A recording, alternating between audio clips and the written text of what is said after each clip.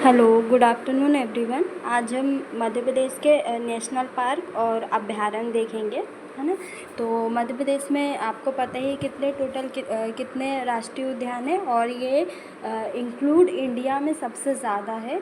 कितने हैं? 12 है ना। पहले कितने थे?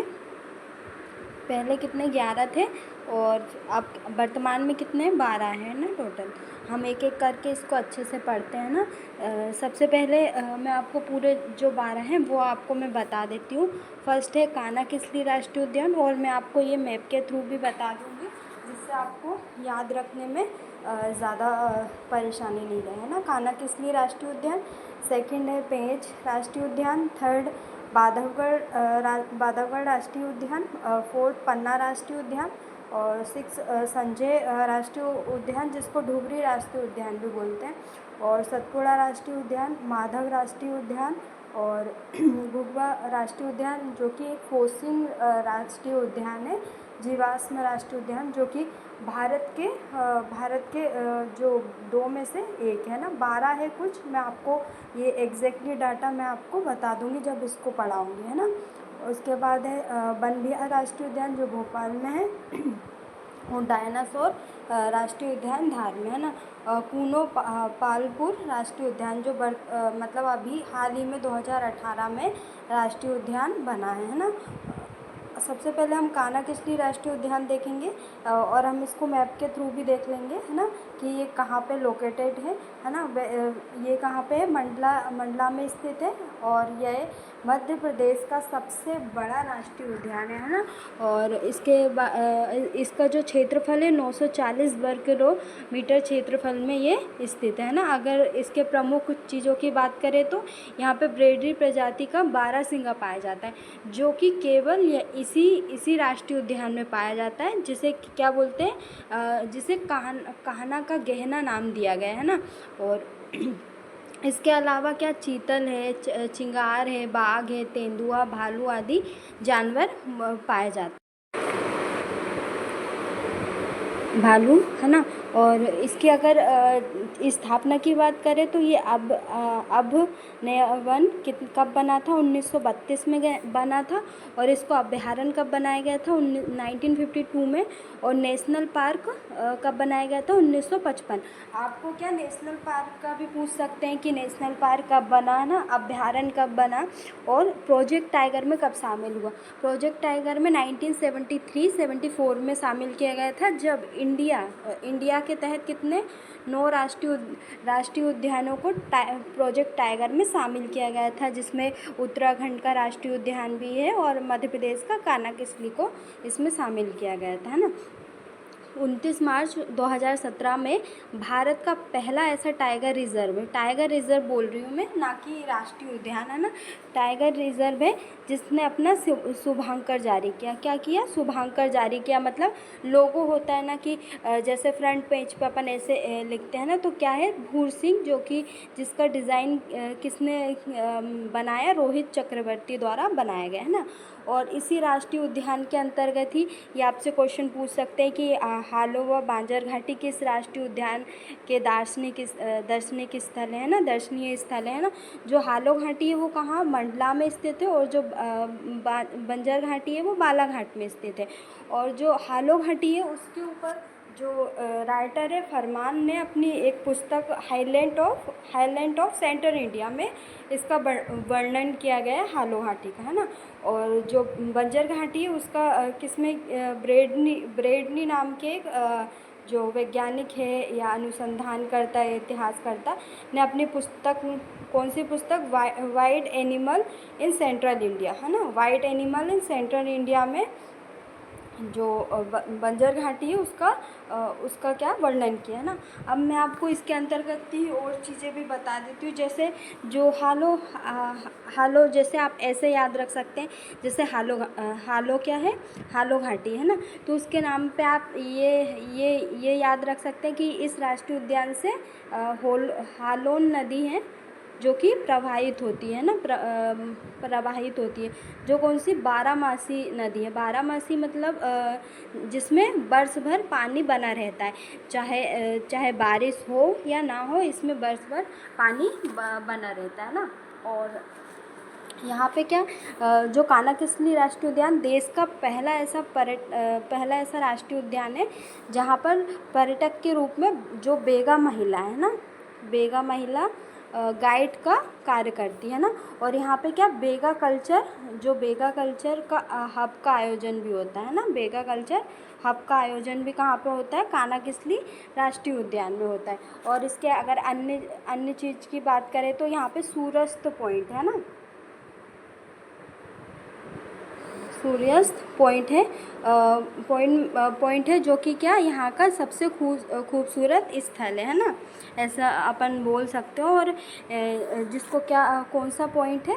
बामनी सूर्यास्त पॉइंट कौन सा? बामनी दरार है ना, सूर्यास्त पॉइंट है ना, जो कि यहाँ का सबसे मनमोहक या सुंदर वर्णन यहाँ पे जाते हैं। आप कभी जाना तो यहाँ पे आपको मिलेगा है ना।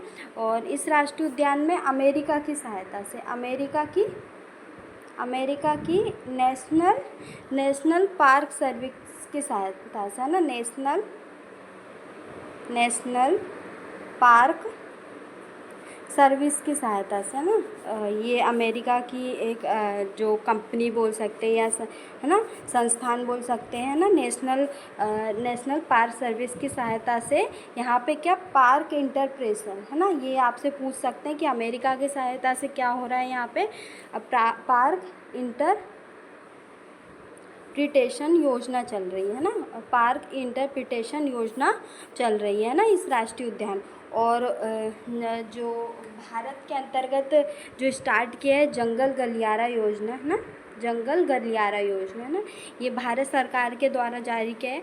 इसमें मध्य प्रदेश के 2 राष्ट्रीय उद्यानों को शामिल किया गया है। एक तो कानाकिस्ली है, वह दूसरा क्या है? बांधवगढ़। हम इसको आगे पढ़ेंगे है ना, बांधवगढ़ है ना, पहला है कानाकिस्ली और दूसरा है बांधवगढ़ है ना, ये दोनों राष्ट्रीय उद्यानों को इसके अंतर्गत शामिल किया गया है ना। की लोकेशन भी देख लेते हैं कि बांधवगढ़ राष्ट्रीय उद्यान वो कानाकिस्ली राष्ट्रीय उद्यान कहाँ है, तो ये कानाकिस्ली राष्ट्रीय उद्यान हुआ, ये मंडला में स्थित है ना। अब सेकंड हम देखेंगे पेंच राष्ट्रीय उद्यान है ना। पेंच राष्ट्रीय उद्यान कहाँ पे? सिवनी और छिंदवाड़ा सीमा पर क्या है? पेंच राष्ट्रीय उद्यान है, सिवनी और छिंदवाड़ा सीमा पर है ना। और इसका अगर क्षेत्रफल की बात करें तो 293 वर्ग किलोमीटर क्षेत्रफल पर है। अगर इसकी स्थापना की बात करें तो इसकी स्थापना कब हुई थी? 1979 में। कब? 1979 में इसकी स्थापना हुई थी। और इसको प्रोजेक्ट टाइगर में कब शामिल किया गया था? 1992 में इसको प्रोजेक्ट टाइगर में शामिल किया गया था। और आपसे ये पूछ भी सकते हैं कि ये कौन सा प्रोजेक्ट टाइगर था, तो ये भारत सरकार के अंतर्गत 19वां प्रोजेक्ट टाइगर में शामिल करने वाला राष्ट्रीय उद्यान था ना। और यहाँ पे क्या इसके जो आसपास का क्षेत्र है जो पेंच राष्ट्रीय उद्यान का, वो रुडयार्ड कैंपिंग के प्रसिद्ध द जंगल बुक का वास्तविक कथा क्षेत्र है। क्या है? द जंगल बुक है ना, उसका वास्तविक जैसे आपने सुना होगा मोगली लैंड क्षेत्र है ना, मोगली लैंड क्षेत्र भी यहीं पे है। और मोगली लैंड उत्सव भी क्या मनाया जाता है पेंच राष्ट्रीय उद्यान में। 2004 से इसका प्रारंभ हुआ। ये आपसे पूछ सकते हैं कि मोगली उत्सव का प्रारंभ कब से हुआ और ये किस राष्ट्रीय उद्यान में मनाया जाता है, ये सब आपसे क्वेश्चन पूछ सकते हैं। और वाटर राफ्टिंग की सुविधा भी कहाँ? इस राष्ट्रीय उद्यान में। और एक विशेष चीज़ भी है इस राष्ट्रीय उद्यान में, जैसे यहाँ पे क्या एक काला पहाड़ नामक पहाड़ स्थित है ना, तो आपसे ये चीज़ भी पूछ सकते हैं ऐसे करके कि जैसे कि काला पहाड़ नामक पहाड़ी किस राष्ट्रीय उद्यान में स्थित है या होकर गुजरती है ना, ये चीज़ें आपसे पूछ सकते हैं ना। नेक्स्ट हम पढ़ेंगे बांधवगढ़ राष्ट्रीय उद्यान, जिसको जंगल गलियारे योजना के अंतर्गत शामिल किया गया है ना। अब इसके लोकेशन की बात करें तो क्या है? उमरिया में स्थित है। और अगर इसके क्षेत्रफल की बात करें तो 448.84 वर्ग किलोमीटर क्षेत्रफल पर स्थित है ना। और ये क्या 32 पहाड़ियों से घिरा हुआ है। 32 पहाड़ियों, जैसे आपसे ये क्वेश्चन पूछ सकते हैं कि 32 पहाड़ियों से घिरा हुआ राष्ट्रीय उद्यान कौन सा है, तो आप क्या आंसर रहेगा आपका? बांधवगढ़ राष्ट्रीय उद्यान। और जो 32 पहाड़ी है वो 2000 साल पुरानी है ना। और इसकी अगर स्थापना की बात करें तो कब? 1968 में इसकी स्थापना की गई थी। और प्रोजेक्ट टाइगर में कब शामिल किया गया था? 1993 में इसको प्रोजेक्ट टाइगर में शामिल किया गया था। पेंच राष्ट्रीय उद्यान को कब किया था? 1992 में। और कान्हा किसली को 1973 में इसको शामिल किया गया था ना। यहाँ पे क्या बांधवगढ़ राष्ट्रीय उद्यान में क्या सर्वाधिक बाघों का घनत्व है ना देश में। मैं आपको ये देश की बता रही हूँ, ना कि मध्य प्रदेश की, है ना। सर्वाधिक बाघों का घनत्व है, जो कि एक बाघ है ना कितने प्रति 8 वर्ग किलोमीटर क्षेत्रफल एक बाघ पाया जाता है ना। मतलब आपको एक बाघ देखने को मिलता है ना। और ये क्या सफ़ेद बाघों के लिए प्रसिद्ध है ना ये। और यह भारत का पहला राष्ट्रीय उद्यान है जहाँ हॉट एयर बलून सफारी का प्रारंभ किया गया है ना। और अभी हाल ही में यहाँ से क्या हुआ है, 26 गुफाएं प्राप्त हुई है, जो कि क्या है, बौद्ध गुफाएं है ना।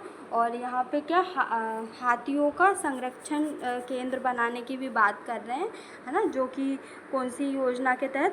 गौर पुनर्वास योजना के तहत, है ना। यहाँ पे हाथियों को लाने का मतलब योजना चल रही है भारत सरकार की और प्लस मध्य प्रदेश सरकार की। तो इसके अंतर्गत गौर पुनर्वास योजना प्रारंभ की गई है ना।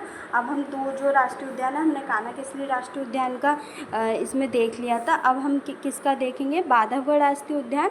और बांधवगढ़ राष्ट्रीय उद्यान जो कि उमरिया में है, और पेंच राष्ट्रीय उद्यान जो कि सिवनी और छिंदवाड़ा में है ना।